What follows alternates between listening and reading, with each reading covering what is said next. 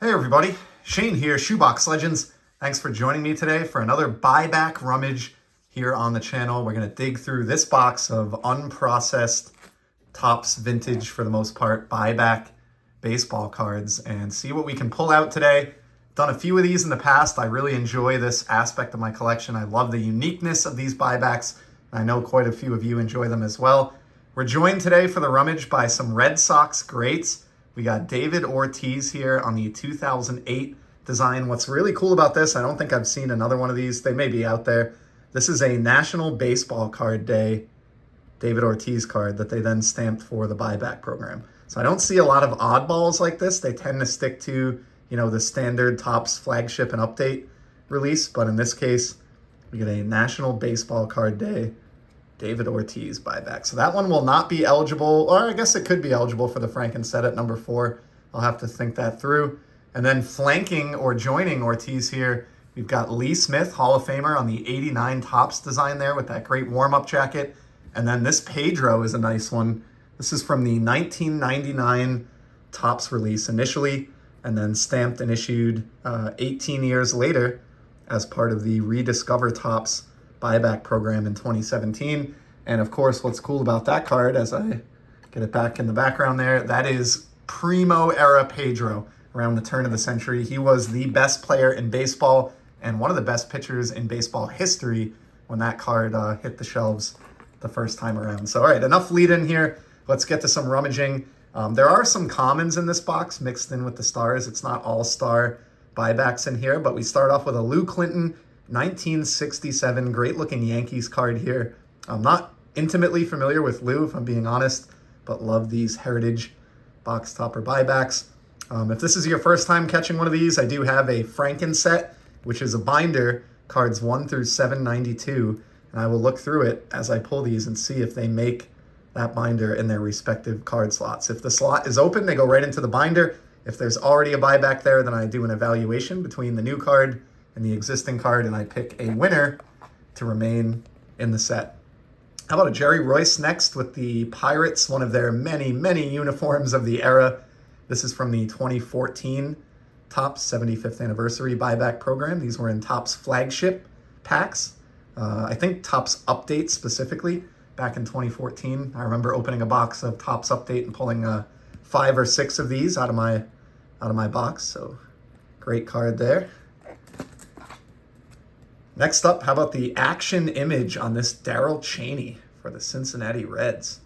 Big Red Machine era 70s card here, and really just a ton of action here at the plate. You've got an umpire working his way in, and yeah, very interesting. Of course, 73 Topps known for its action photography, and this one is from the 2015 Topps original buyback program, which outside of the heritage box topper buybacks with the big stamp, the 50th anniversary stamp, outside of those, which are still going on to this day, this was my favorite program of the handful of other stamped buyback initiatives done by Topps. Let's go to the right section of the box. And we have Willie Kirkland here on a heritage buyback from originally 1965 Topps. 2 highlights of this card that stick out to me. I don't really know why I have this other than, I'll buy any of these if the price is right. But I love the collar.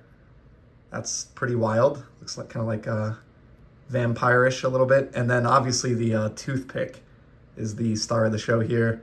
Other than that, not a big fan of hatless players on their cards. I know why Topps had to do it, especially back in the 60s, but it still drives me nuts. Here's a very early buyback. I've mentioned before, 1957 are kind of the first standard buybacks that I collect, being a standard card size, and we have here a 58, so second year Ed Bailey. This one is really beat up, but I love catcher cards as it is, and then if you get this running Red Legs or Mr. Red on here, that's just an automatic win for me. So huge chunk missing out of this card. I have no idea what happened there in this card's lifetime, but that's one of the fascinating things about these. They are twice pack issued. So this card went out and lived its life, got a chunk taken out, got stained, looks like some water damage, and who knows what else. The corners are all beat up. And then Topps bought it back, stamped it, and then some lucky collector pulled this card with the stamp out of their pack of 2014 Topps baseball. So just I love this program. I wish Topps would do a new one in the flagship release one of these years. I don't think it's very likely to happen, but who knows. Just a common here. We're going to move past this one quickly. Ted Abernathy, no disrespect to the man, but I don't really know much about him. And it's not the most exciting card ever. Most likely picked this one up in a lot. I've mentioned it before, but I used to buy lots of these during the heyday of the buyback promotions where I'd get, a 30 card lot or a 50 card lot for $10 and just stick them all in a box like this for a future rainy day. And then here we are rummaging through them. So here's a really nice one. Lou Piniella with the Giant All-Star Rookie Trophy. Love this card. 50th anniversary box topper buyback from 2019 Topps Heritage. Again, would be better if you had a cap on here, but that aside, this is a really awesome card of a notable baseball personality who had a lengthy career in multiple respects in Major League Baseball. So pretty pumped to see this one. Don't have a recollection of picking this one up. Was probably grabbed on ComC years back. But nice looking card there. I have a secret project that I haven't shown off on the channel for these Heritage buybacks with the 50th anniversary stamp. If they don't make the Franken set, I have a separate little project and binder going for them, which I'll be showing at some point in the future. I guess it's a parade of hatless players today as we have Bob DeLiba, pitcher for the Red Sox, and check out that flat top. That is, that's a very 1960s, like military looking haircut right there. Don't know much about Bob. Grabbed this probably because it was a Red Sox card. And it's an interesting cartoon on the back. I'd love to learn more about the backstory here. An auto accident nearly ended Bob's career in 1960, but here he is 6 years later on the 66 Topps release. So not a very aesthetically pleasing card, if I'm being honest. 66, not my favorite design, and no cap on the player, as I said. Drives me a little bananas. Here's a guy who knows how to wear a cap. Ted Sizemore with the St. Louis Cardinals here on the very colorful 1976 Topps design. Love that 70s haircut. You got those giant sideburns and the almost looks like a perm going on here. Sign of the times. Really cool card. Always liked the 76 Topps. These aren't particularly valuable. Star players, yeah, they can get pricey, but for the most part, these buybacks are cheap. I just really enjoy their uniqueness. There's 1,076 Pat Kelly cards out there from Topps floating around in all different conditions, but there's a much smaller number of them that were issued a second time under the buyback program. So Pat Kelly with the not often seen red White Sox get up here.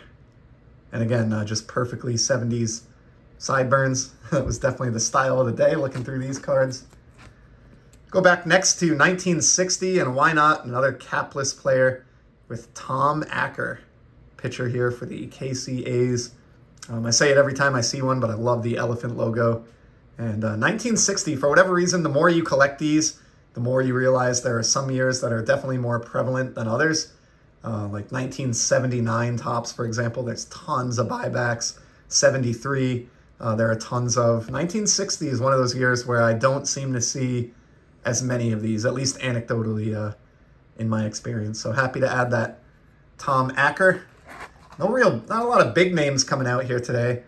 This one's cool. Larry Haney, catcher for the Orioles.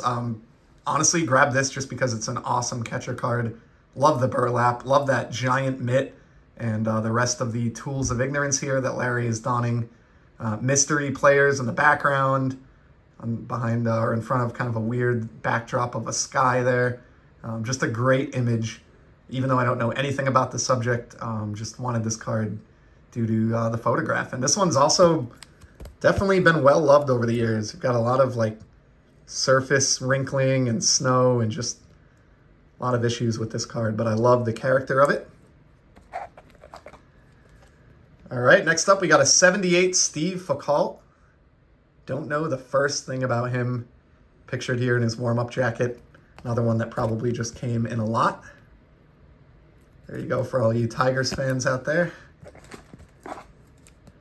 And 1980 Topps is next here with Bob Stanley for the Red Sox. Again, from the 2014 release. And this is another set that I don't see all that often in buyback format. Just like 1960 Topps, don't run into a ton of 1980s out there. So cool to see that one come out of the box. Another Heritage box topper buyback from 1967 here. This is how we started the rummage. We have Bob Chance for the Washington Senators. Love a nice defunct team or a migrated franchise card. I love the teams that are no longer around any longer in their current or in their iteration as they were on the card at the time. Anyway, Senators, of course, moved on to become the Minnesota Twins. There's another Heritage buyback, Chuck Taylor. He looks like he is having a great time on this card. I believe that's Yankee Stadium behind him, but I'm not kind of second guessing that actually as I say it out loud. I don't think that's Yankee Stadium based on the background here and the way these grandstands look, but cool Chuck Taylor card. He seems very, very happy to have made the checklist for 1970. Let's go to the right portion of the box, and we have another action image here on this Bob Oliver with the California Angels. And I can't tell who that is. I think it's Bert Campaneris running down towards first base there for Oakland. So pretty interesting image there. Not all the action shots worked so well in 73 tops, but a lot of them did. How about a Randy Lurch here? Lurching towards the plate. Bad dad joke. It's from 78 tops. He looks like he's about 11 feet tall in that photograph, so that's kind of cool. Ed Goodson smiling at us next on the 76 design, showing off those pearly whites and those finely groomed eyebrows there. So nice look for Ed Goodson. Not familiar with him as a player at all. Next up, we got Danny Cater. Why not one more capless player here in our rummage today from 1969 tops in this case, reissued as a Heritage box topper buyback. This is about as boring as a baseball card can possibly look on the front, so we can't end on that. We definitely can't end on that. But a Dyer Miller, the Angels, pulled quite a few Angels cards in this rummage today, and you get a good look at the California shoulder patch. And this one, 79, a very common set among the buybacks. Jimmy Howarth up next for the Giants. I love the background here. Like, I don't know what's going on, but there's like equipment laying on the ground. Some guy's helmet's on the ground over here. The photo is tilted. Just all kinds of chaos on this Jimmy Howarth. Not an image that I recall too well from 73 tops, and it's somewhat of a high number at 459. Definitely not a super high series or like desirable card in that sense, but Jay Johnstone, another Angels card. The Parade of Angels continues also on the 69 release here, and love the hub of background activity taking place on this one. And the color, I think it's coming across on camera, but the color on this card is insane. Like, it's popping off the card like as if this just came out of a pack, 10 minutes ago. So a well-preserved Jay Johnstone here that got the buyback treatment. Pete Broberg here for the Rangers. Really have nothing to say about this one at an empty, is that Kauffman Stadium for the Royals? Not 100% on that. My stadium identification skills are subpar, in case you haven't noticed. This is the second time today we've seen this Bob Oliver, so there's a sure sign that I have some dupes in this box. But I do have an Angels collecting buddy or two, so maybe I'll set this aside for a fellow collector and mail that out. Just do a couple more here. I know we're approaching 15 minutes. 66 tops, Chuck Schilling. Grabbed this one just because it was during my era of Red Sox collecting enthusiasm. A big stack we're getting through today. But a Tom Satriano, the Angels continue here. 65 design, we've seen a few 65 tops make their way out of this box. Great old school LA Angels cap there. And of course, love the design of 65 tops. Cool cartoon as well. Tom's first major league hit was a home run. Very cool. All right, let's call it here. We're going to finish it off with the nondescript 1980 tops Pat Putnam with a wad of chaw there in his cheek. So that's, I guess, a fitting way to end it. We could go on forever. As you can see, this box is still very, very full, and I have many, many more boxes just like this one. But at some point, you just got to call it and move on. So let's stop there for today. Hope you enjoyed this buyback rummage. I'll be back with some more content soon. And in the meantime, enjoy the hobby, everybody. See ya.